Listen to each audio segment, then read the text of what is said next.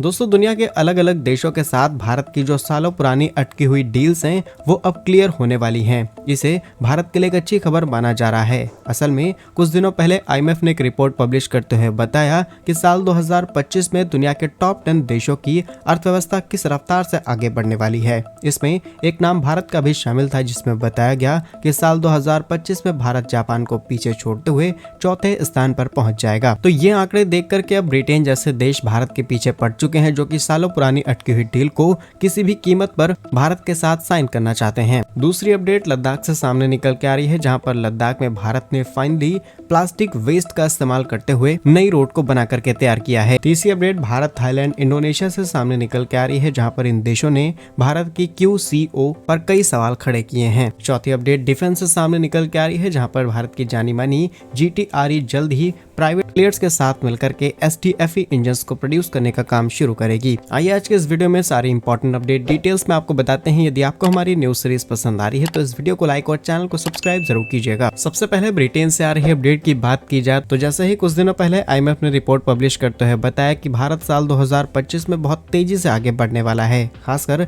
GDP के मामले में। लेकिन इसमें एक नाम ब्रिटेन का भी शामिल था, जिसमें बताया गया कि ब्रिटेन की रफ्तार कुछ खास तेजी से आगे बढ़ने वाली नहीं है, लेकिन अपनी इसी GDP के आंकड़ों को बढ़ाने के लिए ब्रिटेन भारत के साथ जुड़ना चाहता है। रिसेंटली रिपोर्ट्स के मुताबिक ब्रिटेन भारत के साथ सुरक्षा, शिक्षा, science and technology, climate change and बहुत अलग अलग सेक्टर्स में भारत के साथ पार्टनरशिप करने को तैयार है। प्रधानमंत्री मोदी भी इस बात को बहुत अच्छे से जानते हैं और ब्रिटेन के प्रधानमंत्री कीर स्टारमर एक भारत और ब्रिटेन के बीच होने वाली पुरानी डील को लेकर के फिर से बातचीत आगे बढ़ा रहे हैं और ये डील है फ्री ट्रेड एग्रीमेंट की। आप जानते होंगे ऋषि सुनक जब ब्रिटेन के प्रधानमंत्री थे तब बहुत ज्यादा नेगोशिएशन शुरू हुई थी फ्री ट्रेड एग्रीमेंट को लेकर के, लेकिन इसे फाइनल स्टेज पर नहीं ले जा पाया गया। लेकिन इसी बीच ब्रिटेन के प्रधानमंत्री जब G20 सम्मेलन के दौरान प्रधानमंत्री मोदी से मुलाकात करते हैं तब वो इन्हीं सब चीजों का जिक्र करते हुए डायरेक्टली प्रधानमंत्री मोदी से इसी चीज को आगे बढ़ाने की बात करते हैं, यानी कि किसी भी हालत में दोनों देशों के बीच फ्री ट्रेड एग्रीमेंट हो जाए और न सिर्फ इससे ब्रिटेन को फायदा होगा बल्कि इस डील से भारत को मल्टीपल फायदे होने वाले हैं। डायरेक्टली दोनों ही देशों को एक दूसरे देश के मार्केट का एक्सेस मिल जाएगा और ये भारत की GDP के आंकड़ों को बढ़ाने का एक और अच्छा रास्ता मिल जाएगा। करंट स्टेटस की बात की जाए तो दुनिया की 5वीं और 6वीं सबसे बड़ी अर्थव्यवस्था यानी कि भारत और ब्रिटेन के बीच बीते जून यानी कि 12 महीनों के कंपटीशन में करीब 42 अरब पाउंड यानी कि करीब 53.2 बिलियन US के बायलैटरल ट्रेड्स किए गए हैं। इसमें भारत का ब्रिटेन को निर्यात करीब 16.6 अरब पाउंड से वहीं बाकी का बचा हुआ इंपोर्ट है। और आज के समय में ब्रिटेन के अंदर कई ऐसी मल्टीपल कंपनीज काम कर रही हैं, चाहे डिफेंस हो, साइंस एंड टेक्नोलॉजीज हो, ये भारत के मार्केट को एक्सेस चाहती हैं ताकि इजीली ये अपने मटेरियल्स और मैन्युफैक्चरिंग गुड्स को डायरेक्टली भारत के अंदर ला सकें। सेम भारत भी बहुत सारी चीजों का प्रोडक्शन कर रहा है जिन्हें विदाउट ड्यूटी हम डायरेक्टली ब्रिटेन के अंदर एक्सपोर्ट कर पाएंगे। बाकी आपके हिसाब से FTA को भारत को फाइनल करना चाहिए या फिर नहीं, कमेंट्स में अपनी राय जरूर बताइएगा। नेक्स्ट और काफी इंपॉर्टेंट अपडेट लद्दाख से सामने निकल के आ रही है, जहां पर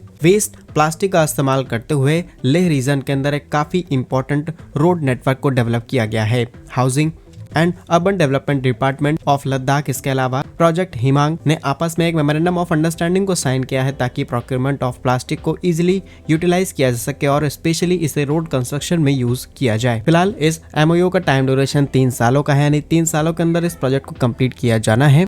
इसके अलावा इस रोड को किस तरीके से डेवलप किया जाएगा, इसके प्रोटोटाइप और कई इंपॉर्टेंट टेस्ट पहले ही किए जा चुके हैं। तो ये काफी अच्छा कदम है प्लास्टिक वेस्ट को यूटिलाइज करने का। आपके हिसाब से इस तरीके के प्रोजेक्ट का पूरे देश के अंदर इस्तेमाल होना चाहिए सो दैट हम प्लास्टिक को भी मिनिमाइज कर सकें और अपने इंफ्रास्ट्रक्चर को और ज्यादा इंप्रूव कर पाएं। कमेंट्स में अपनी राय जरूर बताइए। नेक्स्ट इंपॉर्टेंट अपडेट की बात की जाए तो भारत के कुछ प्रोडक्शन जैसे कि लेदर, टेक्सटाइल, कॉपर, टायर सबके जो QCO जिसे हम गुणवत्ता नियंत्रण आदेश या फिर क्वालिटी कंट्रोल ऑर्डर्स कहते हैं, इस पर थाईलैंड और इंडोनेशिया सहित कई देशों ने चिंताएं व्यक्त की हैं। अगर QCO की बात की जाए तो ये भारत सरकार ने ही इसे लागू किया है ताकि जो प्रोडक्शन देश के अंदर हो रहा है उसकी क्वालिटीज बहुत बारीकी से टेस्ट की जा सके और अंतर्राष्ट्रीय मानकों के हिसाब से हम उसकी क्वालिटी को डेवलप करें सो दैट उसे इजीली एक्सपोर्ट किया जा सके। क्योंकि कई बार ऐसे केसेस देखने को मिलते हैं कि हम इंडियन क्वालिटी के हिसाब से उसे तैयार कर देते हैं लेकिन जब वो प्रोडक्ट किसी और देश के अंदर पहुंचता है तो उसे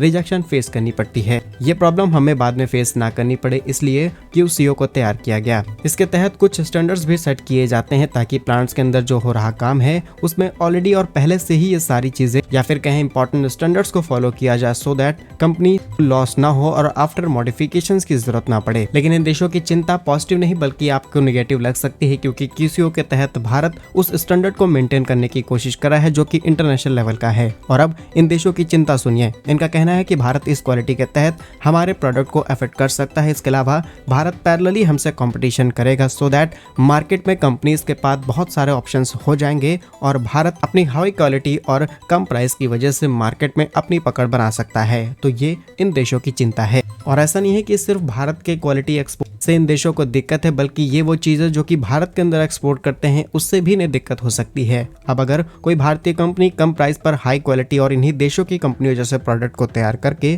पूरे देश में डिस्ट्रीब्यूट करे तो डेफिनेटली उनके लिए कंपटीशन क्रिएट हो जाएगा और इन कंपनियों को भारतीय मार्केट से कब निकलने की तैयारी करनी पड़ेगी इन्हें पता नहीं चलेगा, और इसीलिए इस पर चिंता व्यक्त की गई है। लेकिन आपके हिसाब से भारत सरकार का यह कदम सही है या फिर गलत, कमेंट्स में राय जरूर बताइए। नेक्स्ट इंपॉर्टेंट अपडेट की बात की जाए तो STEF साथ ही गैस टरबाइन रिसर्च एस्टेब्लिशमेंट का नाम आपने कई बार सुना होगा, लेकिन अब ये भारत के अंदर प्राइवेट प्लेयर्स के साथ मिलकर के भारत की स्वदेशी डिफेंस प्रोडक्शन को और ज्यादा बढ़ाना चाहते हैं, जिसके तहत भारत अब छोटे थ्रस्ट सीरीज के इंजन्स को देश के अंदर डेवलप कर पाएगा और इनका इस्तेमाल हम कई प्रकार की क्रूज मिसाइलों में आसानी से कर पाएंगे। इसी के साथ इसका इस्तेमाल कई UAVs के अंदर किया जा सकता है। छोटे टर्बोफैन इंजन जैसे कि STEF 400 किलोग्राम का थर्स्ट सीरीज का एक इंजन होगा, जिसे स्पेशली सबसोनिक क्रूज मिसाइल और UAVs जिसे अनमैन्ड एरियल व्हीकल्स कहा जाता है इनके लिए ही डिजाइन किया जाएगा। और आप जानते होंगे कि लॉन्ग रेंज की मिसाइलों के जो वॉरहेड्स हैं वहां पर आसानी से कन्वेंशनल या फिर न्यूक्लियर वॉरहेड को इजीली पुट किया जा सकता है। इस इंजन की स्पीड के साथ अगर मिसाइल के स्पीड को मैच किया जाए तो अराउंड 0.8 मैक की स्पीड के साथ आसानी से मिसाइलों को उड़ाया जा सकता है। साथ ही सेम स्पीड के साथ UAVs को भी ऑपरेट किया जा सकता है। दैट मीन कि इजीली मॉनिटरिंग भी हम कई देशों के ऊपर से कर पाएंगे। फ्यूचर में इन UAVs को और ज्यादा स्ट्रॉन्ग करते हुए इन्हें स्टेल्थ बनाने पर भी फोकस किया जा रहा है और कई देश इसमें ऑलरेडी जुट चुके हैं। लेकिन भारत जिस चीज में सबसे ज्यादा पीछे रहा है वो है इंजन डेवलपमेंट और भारत अब इसी पर पर्टिकुलरली फोकस कर रहा है। नेक्स्ट इंपॉर्टेंट अपडेट भारत के लिए काफी पॉजिटिव खबर सामने निकल के आ रही है, जहां पर हेवल्स इंडिया अब राजस्थान के अंदर एक नए प्लांट को सेटअप करने जा रही है, जिसके लिए करीब 480 करोड़ रुपए की इन्वेस्टमेंट की जाएगी और इस नए प्लांट के अंदर रेफ्रिजरेटर्स को मैन्युफैक्चर किया जाएगा। जानकारी के लिए आपको बता दें कि कुछ साल पहले तक तो कंडीशंस ऐसी थी कि भारत रेफ्रिजरेटर्स में लगने वाले कई इंपॉर्टेंट कंपोनेंट्स एंड पार्ट्स को अलग अलग देशों से इंपोर्ट कराता था, लेकिन समय के साथ इस इंपोर्ट को पूरी तरीके से लगभग बंद किया जा चुका है। इसी के साथ हम इसका मास प्रोडक्शन देश के अंदर कर रहे हैं। हेवल्स जो कि भारत की important electrical and consumer durable company है, जहां पर इनके नए प्लांट को लगाने का उद्देश्य यही है कि स्वदेशी मैन्युफैक्चरिंग को बढ़ावा दिया जाए और विदेशी कंपनियां जो भारत के अंदर अपना माल बेच करके भारतीय पैसा दूसरे देशों में ले जा रही हैं उसे रोका जाए। साल 2021 में भारतीय रेफ्रिजरेटर का market size around 1.5 billion US dollar का था और 2026 तक ये 2.5 बिलियन US डॉलर तक पहुंच जाएगा। और सबसे अच्छी बात रहेगी कि ये पैसा अगर भारत के अंदर रहेगा तो डेफिनेटली इससे भारत की ग्रोथ में इस्तेमाल किया जा सकता है। क्या कुछ कहना है आपका इन सभी खबरों पर कमेंट्स में जरूर बताइए। ऐसा ही और वीडियोस पाने के लिए वीडियो को लाइक, चैनल को सब्सक्राइब जरूर कीजिए। वंदे मातरम, भारत माता की जय।